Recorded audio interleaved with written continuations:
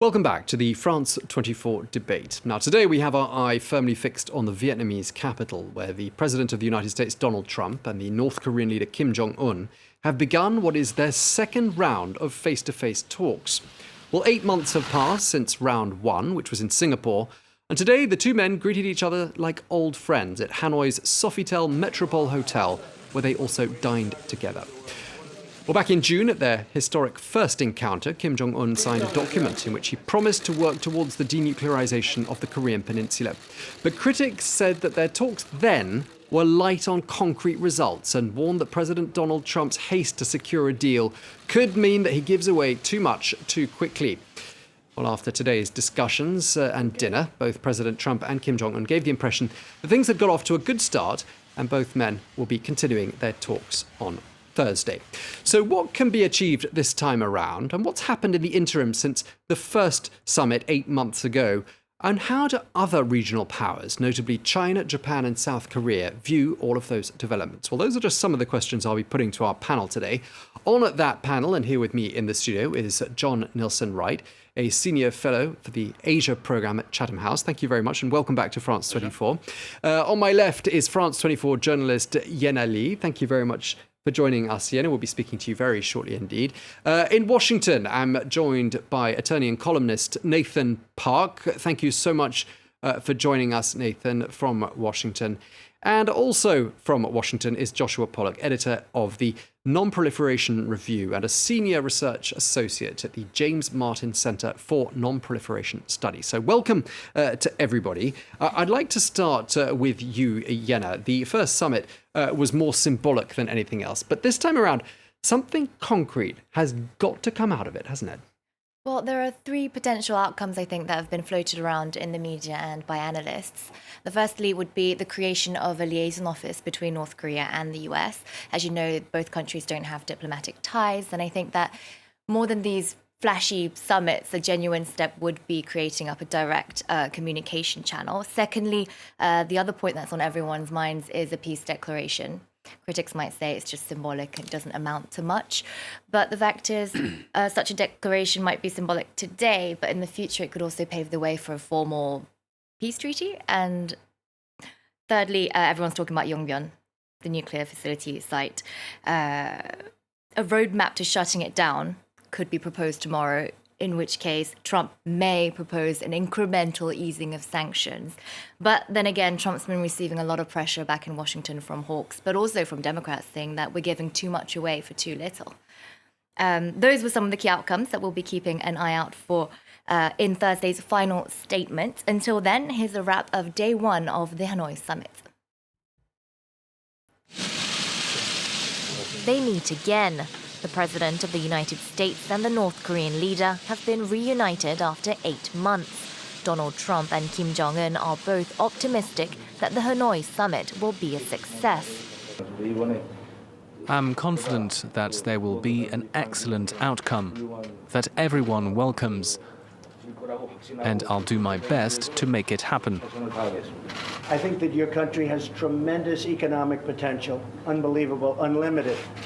And I think that you will have a tremendous future with your country, a great leader. And I look forward to watching it happen and helping it to happen. And we will help it to happen. The two leaders had a one-on-one chat for around 20 minutes before joining their aides for a sit-down dinner. These are the key players who will participate in negotiations all day Thursday. Both sides say they're eager to denuclearize the Korean peninsula. At the heart of the issue, curbing Pyongyang's nuclear program in exchange for sanctions relief. The summit itself is taking place in Hanoi, a potential nod towards the Vietnamese model for North Korea.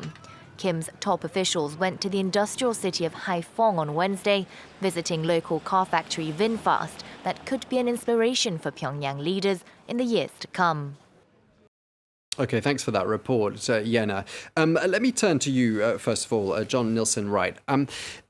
The last summit, which was held in Singapore in June, that was 8 months ago, lots of fanfare, historic pictures, two improbable pictures, figures that we didn't never, ever imagine we would see together on the world stage. I'm just wondering, since Singapore, what's been happening? Well, there's been a lot of back and forth, a lot of meeting by junior officials. And apparently, we've seen Donald Trump retain an interest, and that's really something we shouldn't underestimate. And the fact that Donald Trump, famous for being distractible, a lot of speculation that he's gone to this meeting partly to get away from his difficulties at home. But we do know that there have been efforts, North Korean officials visiting Washington. So clearly some form of practical discussion, but the devil will be in the details tomorrow. And I think, as you were explaining, we saw a lot of speculation about what might come out of this deal or this meeting. Donald Trump, I think, has been deliberately lowering expectations. He's moved away from talking about a comprehensive deal. And I think that's partly a reflection of just how difficult this is. Because there's no evidence, I would say, at this stage that the North Koreans are serious about giving up their nuclear assets. Why would they? They've achieved so much. Kim Jong Un is getting what he most desperately desires, which is recognition and a meeting with the most powerful man on the planet. What's not to like from a North Korean perspective?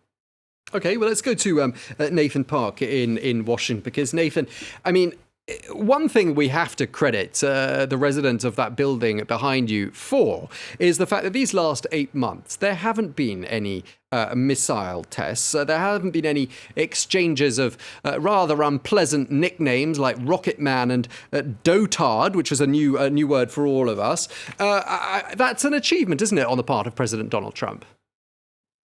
It is, I would say so. And in the last 8 months, this is a very subtle but significant change that happened with the U.S. stance. After Singapore, as of Singapore rather, the U.S. stance was to have denuclearization first, then enter into some type of normalization process, some type of peace treaty to end the Korean War as a formal matter. And we have seen that in the interim 8 months, that the priority have shifted inversely, and it aligned the U.S. position with the South Korean position, which is to start with the peace process first, embed the denuclearization process as a package for overall reduction of tensions. So coming around to that view is no small thing, I believe, and being able to go through this summit and hopefully come out with the end of war declaration or peace declaration, as many are expecting, it would be no small thing.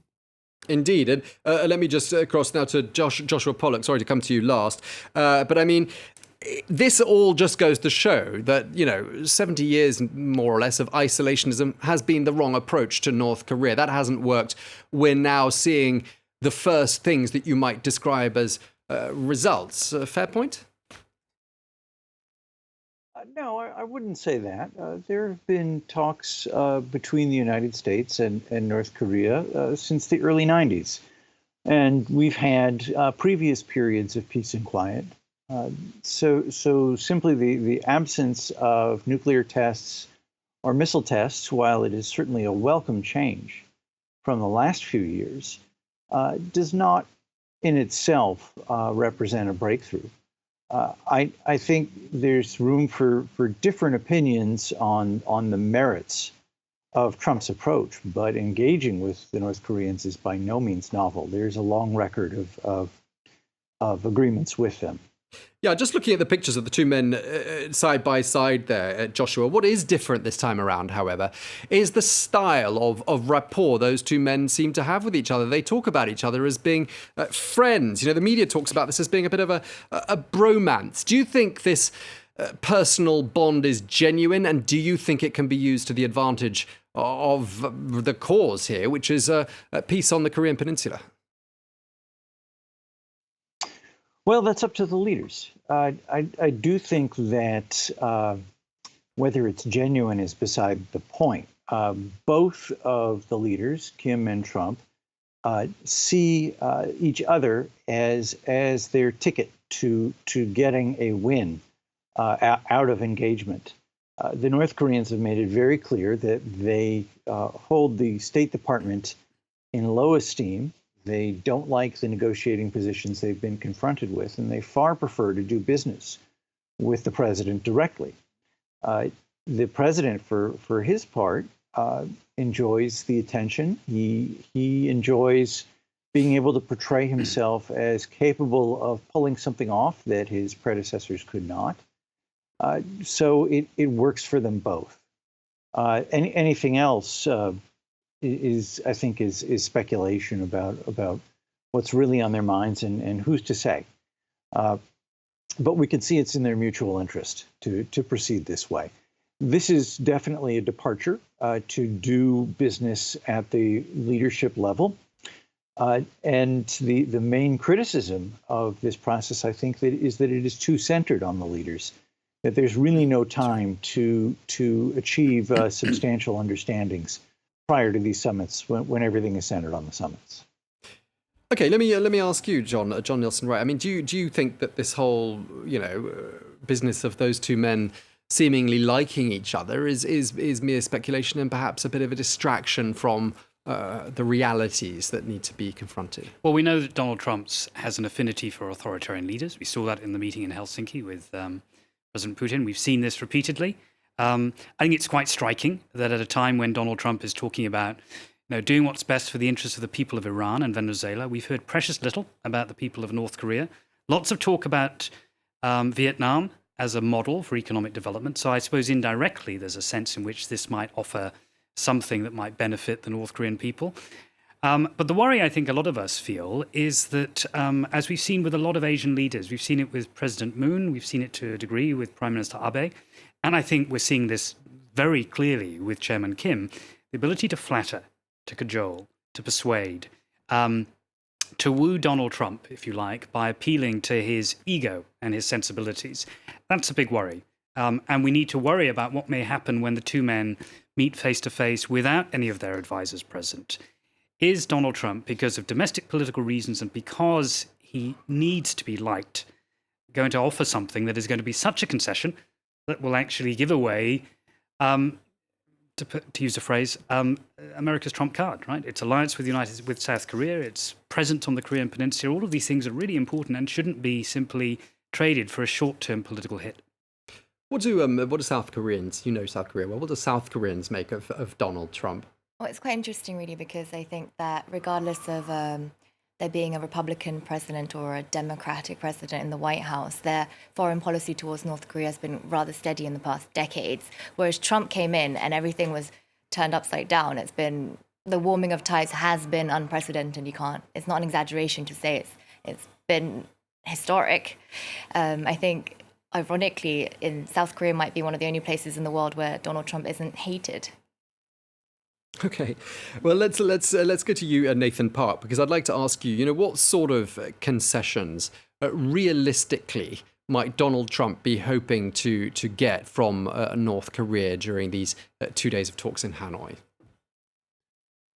I think inspectors into the Yongbyon facility is a realistic possibility. Of course, there needs to be a continued freeze of missiles program and continued freeze of the nuclear testing, and there probably needs to be some level of concrete freeze over the fissile material production as well.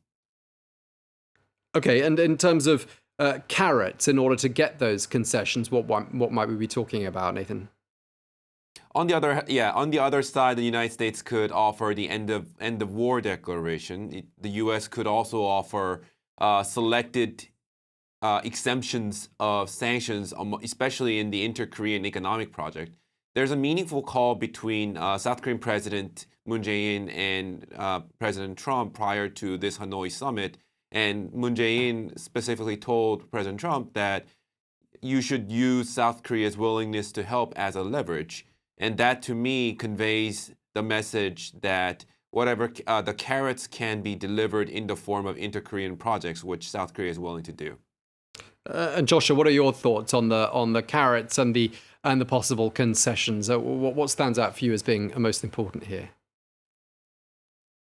Well, Nathan's point about sanctions relief or sanctions exemptions to let inter-Korean projects go ahead is an important one. When the American envoy, Steve Biegun, gave a speech last month at Stanford University, he rather explicitly said that that is not on the table, and that there will be no partial sanctions relief in exchange for limited steps on denuclearization. It's all or nothing. And that has been, indeed, the administration's line for the last 2 years. But what I think President Moon, among others, is counting on is simply the Trump factor. Trump doesn't work for Began. Began works for Trump. So if President Trump wants to change the established line of policy for the last 2 years, he can do that. And he can do that without having any advisors at his elbow to urge him not to do so when he meets with Kim one-on-one plus just translators. So I'd say this is a real possibility right now. And I think, if we want to be positive, there's a lot of uncertainty about what Kim would like and whether he's willing. He's made statements to suggest in private communications with the Americans that he actually does believe that now is the time, to think about taking the nuclear burden off the shoulders of the North Korean people. That's what we've heard reported. Now, is he serious about that? He's also indicated in a New Year's statement that if there is no demonstrable progress, whatever that might look like to the North Koreans, then he would be prepared to go a different course. That's also ambivalent and unclear, but it could signify a willingness to adopt a much harsher position. So there's a lot resting, I think, on tomorrow's substantive discussions. Let's just be clear, any sort of idea of unilateral disarmament by the North Koreans, it's a complete pipe dream, isn't it? Absolutely. I mean, there will be no unilateral willingness to give up those assets, but there's a potential to trade, and it depends really on how much Donald Trump can be persuaded to offer something that is sellable to the North Korean public. It's an authoritarian regime. There is, however, public opinion, and there are the opinions of people close to Chairman Kim, and Chairman Kim's own long-term vision of the future of his country. That's why, of course, Hanoi is being presented in Vietnam as a potential opportunity. Exaggerated, I would say. I think there's too much emphasis placed on that, but Donald Trump clearly is thinking in those terms. We've mentioned this a couple of times, or it's come up in conversation so far already once or twice, this whole idea of how peace could be declared on the Korean peninsula. Not a formal peace treaty, but peace being declared. And I'm just wondering why that would be a significant achievement from these talks in Hanoi. Let me put that to you, Nathan Park, in Washington. Why would that be so important? Right. As a practical matter, it doesn't necessarily change the realities on the ground right away, because the Korean War ended in ceasefire in 1953, and there's only been sporadic, localized skirmishes since then. So it's not as if there's an active ongoing war. But it is nonetheless very significant in a sense that the Korean War, even though there is no active fighting, it forms sort of the assumption of the way in which North Korea is organized, because it is organized as a constant garrison state, and it justifies its existence. The Kim Jong Un regime justifies its existence and its suppression based on the fact that there is this ongoing war against the, quote, American imperialists and, quote, the South Korean puppets of those American imperialists. So declaring the war is over will take away those rhetorical points, and I believe that will eventually grow into something significant, even if it may not amount to much as a practical matter right as of now. Yeah, let me put that to you, Yena. I mean, as someone who's spent time in South Korea, how psychologically important would it be that peace is declared on the peninsula? I think it will be very symbolic. It's very significant. President Moon Jae-in himself said a couple of days ago that he's really urging both sides to do this, because as he reminded everyone, South Korea and North Korea already stated an end to hostilities during their last summit in September between themselves. South Korea and China have normalized their ties in 1992, I think, and they're the only two countries that are left, the two participants of the Korean War, who haven't officially said out loud that it's an end. It would be a win not only for North Korea, but also for South Korea, because Moon Jae-in has a lot riding on summits like this. He's centered his whole term, his whole mandate around peace on the peninsula, and his legacy too rides on the outcome of tomorrow's summit. Okay, we began the first half with you, Yena, and we're going to end the first half with you. That's it for the first half of the France 24 debate. Don't go away.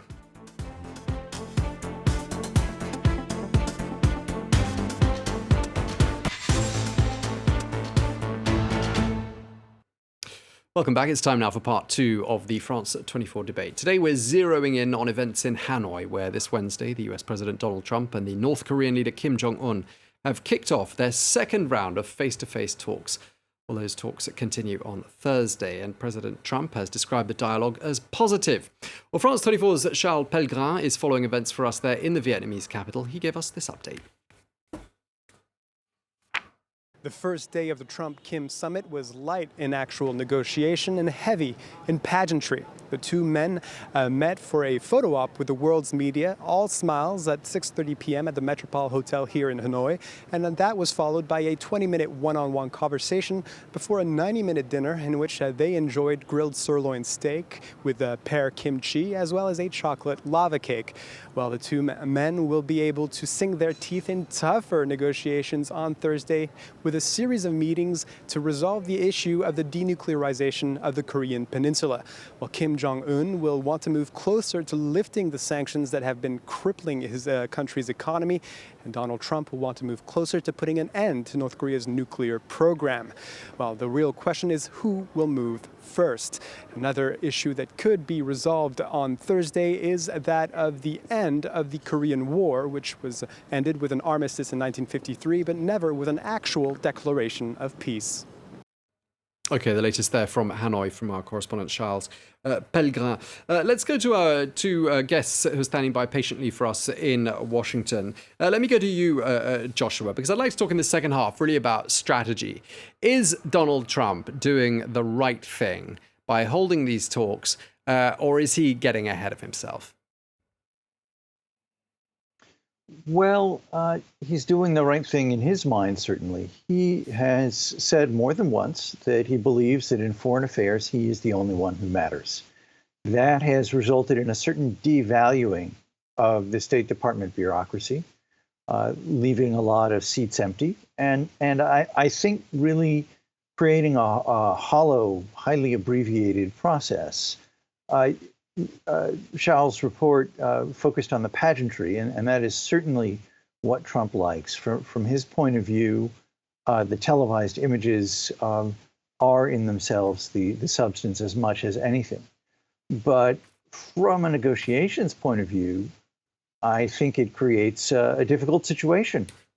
There's this very high stakes, very abbreviated encounter between the two leaders. One of the leaders, Kim Jong Un, appears to be extremely well briefed and to understand the issues in close detail, while the other, Donald Trump, doesn't care so much.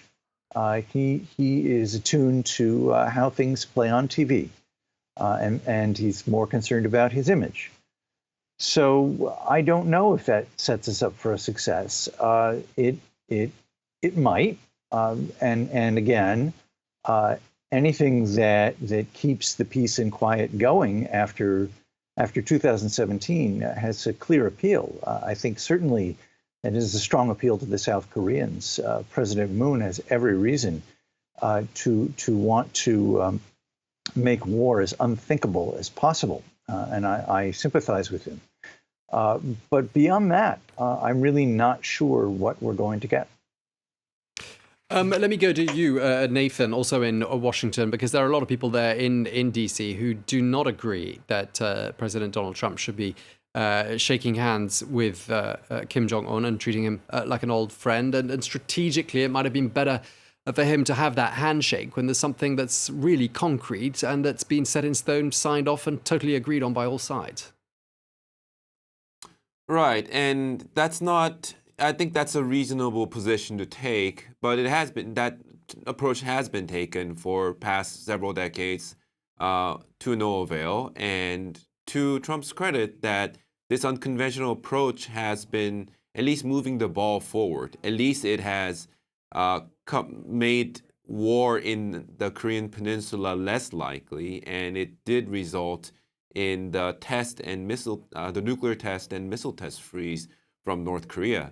So I wouldn't say it's completely devoid of substance, but of course it can be done better. And to his credit, I feel that Hanoi summit is being done better than the Singapore one. At least there has been, the Hanoi summit was preceded by some level of working level talks led by Special Representative Began, who seem to have made a little more headway than the State Department prior to the Singapore summit.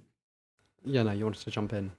Yes, I'd like to add that from a Korean perspective, from a North Korean perspective and potentially a South Korean perspective, it's quite worrying when you see what Trump has done with the Iran nuclear deal. How can you trust a man when you're negotiating with a man who unilaterally withdrew from a deal that his predecessor signed? What kind of trust is there left for North Koreans today negotiating with Donald Trump? How can you trust what he's going to say, whatever comes out tomorrow, even if it's very little? Maybe even that's not worth anything. What are your thoughts? Well, I agree. I mean, I think this is where the rubber really hits the road. And if you're a North Korean, why are you going to risk giving up your strategic asset? I think one of the interesting things, though, is, it's right to say keeping the momentum is important, avoiding further tests. That has to be a good thing. But there will be growing pressure to see something substantive. Unlike Singapore, all the attention was simply the novelty of the meeting. This is no longer novel, even if there have been efforts behind the scenes to do more. One very interesting possibility is economic assistance, even allowing for the recent Stanford statement by Steve Bacon saying that there would be no relaxation of sanctions. Donald Trump might offer something. An idea that's being floated by one of President Moon's advisors, his namesake, Jong Un, has been that there might be assistance that could be targeted, the so-called Kaesong Industrial Complex, where North Korean workers are based, and that assistance could go directly to them, avoiding the danger that it could be siphoned off by the regime for nefarious purposes. Whether that would be enough, I'm skeptical that it would deliver enough to the North Koreans. But the symbolism of the meeting, of course, and the fact that both Kim and Trump are prime masters of spinning and being able to spin this as a success. We saw that with the Singapore summit. I think we'll see more of that. But I think the outcome tomorrow, unless there's something very surprising in the president's back pocket, is going to be, I think, a bit of a disappointment in terms of substantive progress. And you have to ask the question for other countries in the region that look nervously on and see North Korea becoming, with every passing month, a de facto nuclear power, if not de jure, simply a nuclear player, means that there is growing anxiety in defense quarters in Japan, even within the South Korean military and amongst South Korean conservatives. They will want to see real progress. And we shouldn't forget that nothing has changed in terms of the threat that North Korea presents to its neighbors. In fact, if anything, it's increased. Yeah, indeed. And in fact, the fact that they're not holding any tests, some say, is a sign that they don't need to test anything else. They've got what they need. Everything's been tested.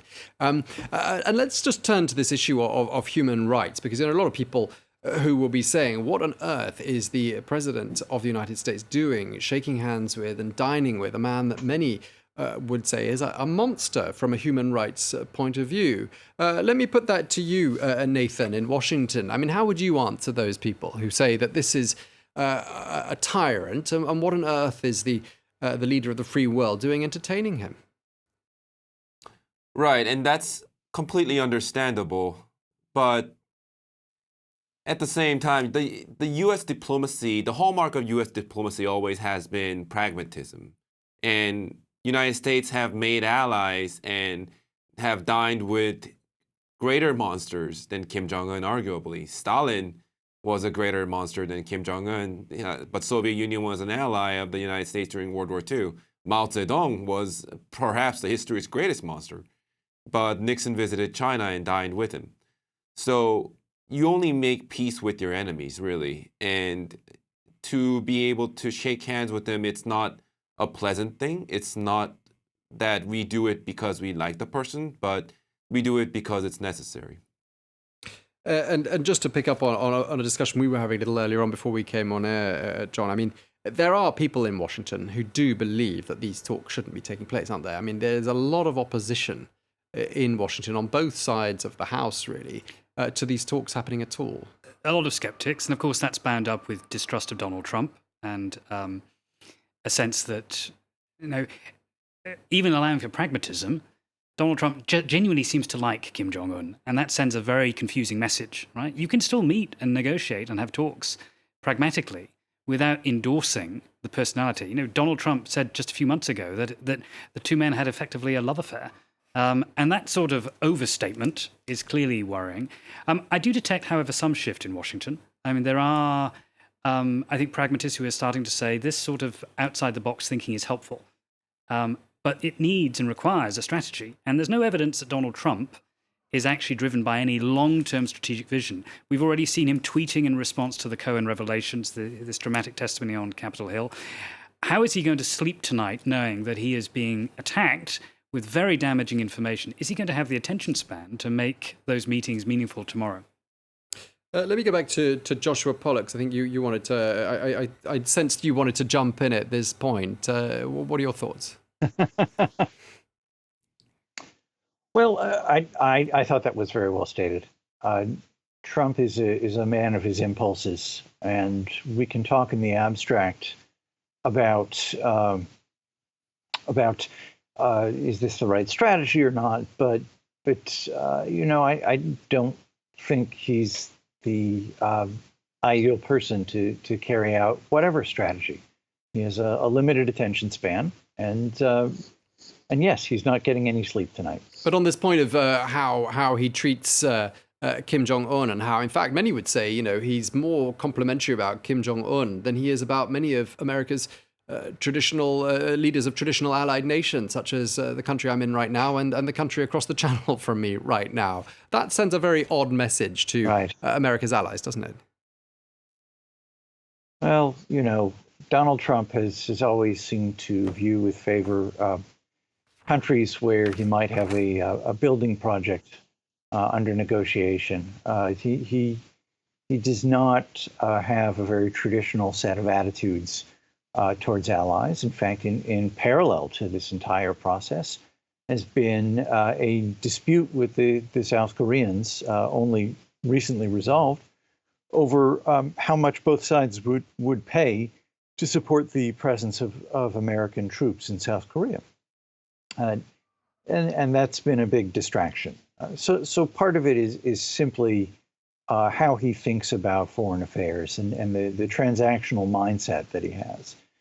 But then if you want to draw this back to the question of human rights, there is the question of the sense of affinity that he projects when it comes to Kim. And that is pretty jarring, notwithstanding what Nathan said about the ultimate pragmatism of American diplomacy. That's certainly not how we think of ourselves. There has been in Washington, I think, a connection between the non-proliferation community, which has opposed North Korea's nuclear program, and the human rights community.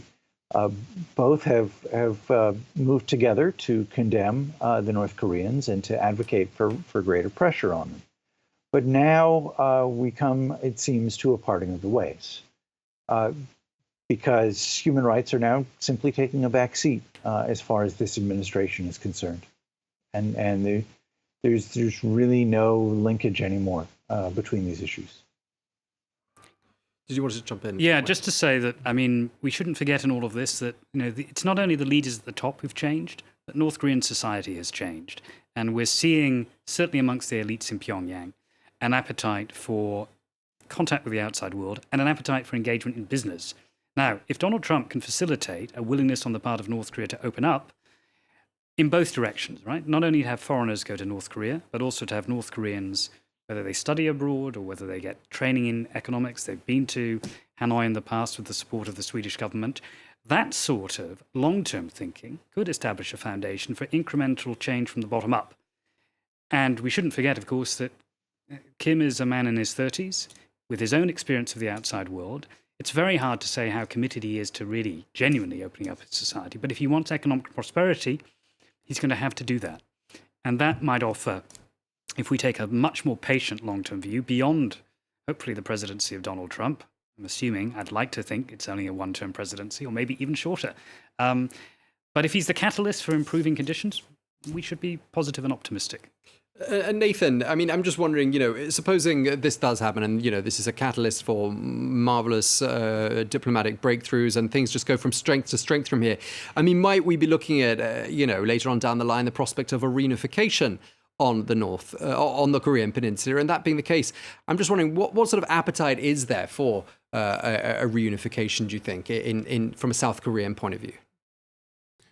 That's a really good point. And just to add to that really well-stated point about the possibility of opening up North Korea leading to changes from the bottom up,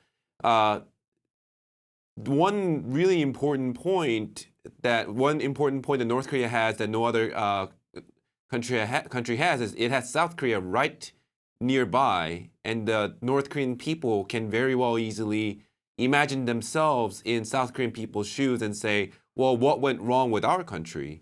And the more they see that, they will start thinking that maybe the historical trajectory they have been on was the wrong one. So maybe it won't even be a gradual bottom-up change. There's a real chance for a sudden bottom-up change where the Kim Jong Un regime falls suddenly, like the way Gaddafi regime did. But down the line, with South Koreans, we've come to a point where the division has been going on for 70 years, such that South Koreans are now starting to worry a little bit about how much it will cost to reunify and develop North Korea and bring up North Koreans' standard of living to theirs. And in this sense, the South Korean President Moon Jae-in has been very shrewd in this. He has been giving out two sets of messages when he's talking to North Korea versus South Korea. North Korea, he talks about sort of this Korean, sort of a pan-Korean nationalism of the point of how division was this historical tragedy and this was not how it was meant to be. Whereas when he faces his South Korean audience, he always talks about the possibility of economic development, the possibility that this billion-dollar project in the railway that would go through Korean Peninsula, for example, will open up a lot of interesting investment opportunities.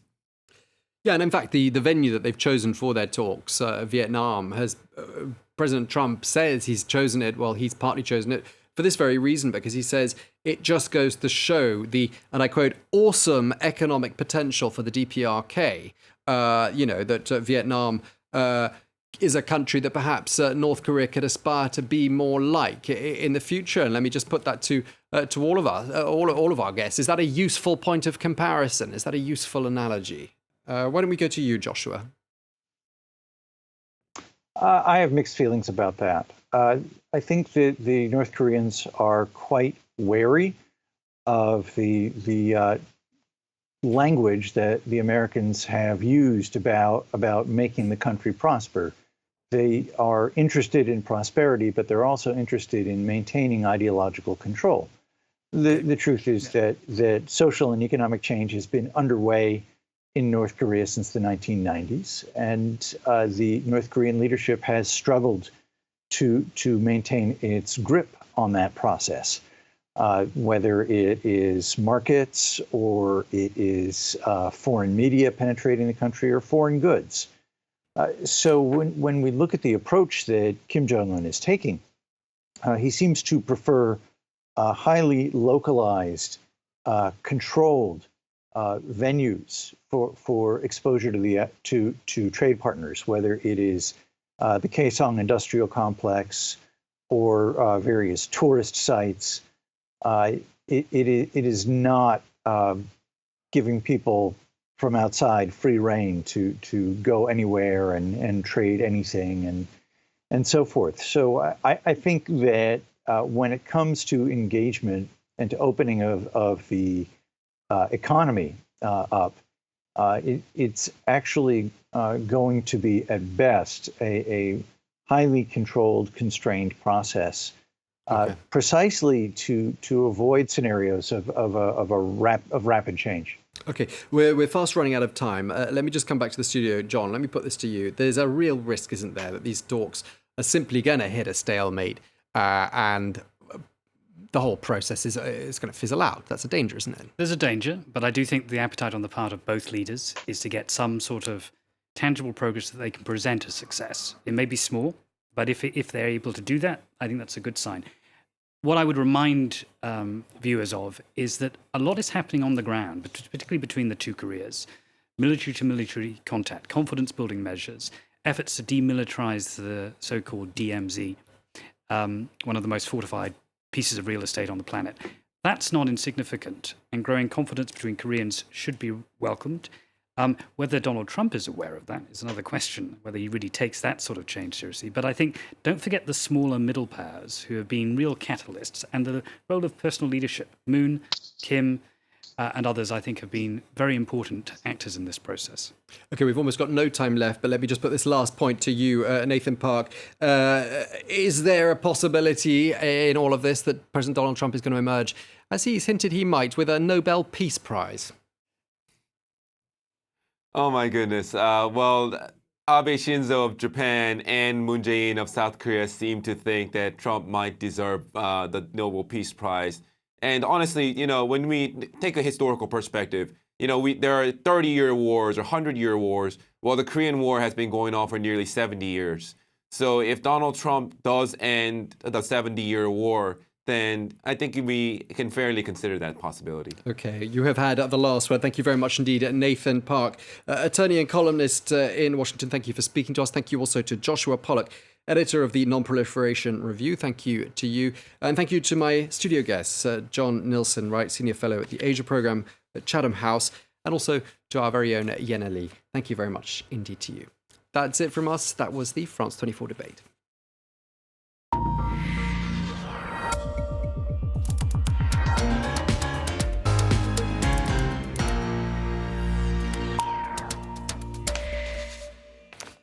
It is time now for Media Watch, and I'm joined here by Olivia Salazar-Winspear. Hi there, Olivia. Hi. Why don't we start with a bit of reaction to that summit in Hanoi? Indeed, and we're starting with a lighter look, a satirical look, let's say, cartoons on what's going on there in Vietnam. Let's start with French daily Le Monde, courtesy of Plantu, the cartoonist. We can see Kim Jong Un there and Donald Trump in the rice paddies of Vietnam, and it depends on your interpretation. They're either burying these nuclear missiles or perhaps they're planting them for future harvest, as you see that. And then doing the rounds on American social networks, we've got this cartoon here of the two leaders following Michael Cohen's public testimony today. And you've got Donald Trump saying to his North Korean counterpart that everything his former lawyer is saying is lies. And Kim Jong Un replies by saying, "I killed my uncle and half-brother. You don't need to pretend around me." So that's very biting satire there. A comic take, as always, from The Onion, saying that Trump is laying a wreath at a site where he would have died during the Vietnam War if he weren't rich. And that brings us back again to Michael Cohen's speech today, in which he said he was asked by the president to diffuse some of the bad press surrounding the fact that Trump was exempt from the draft, which cost tens of thousands of young American men their lives. And Cohen revealed today that he asked for medical proof of Trump's exemption, which he never received. He was never shown why he was unfit to serve in the army.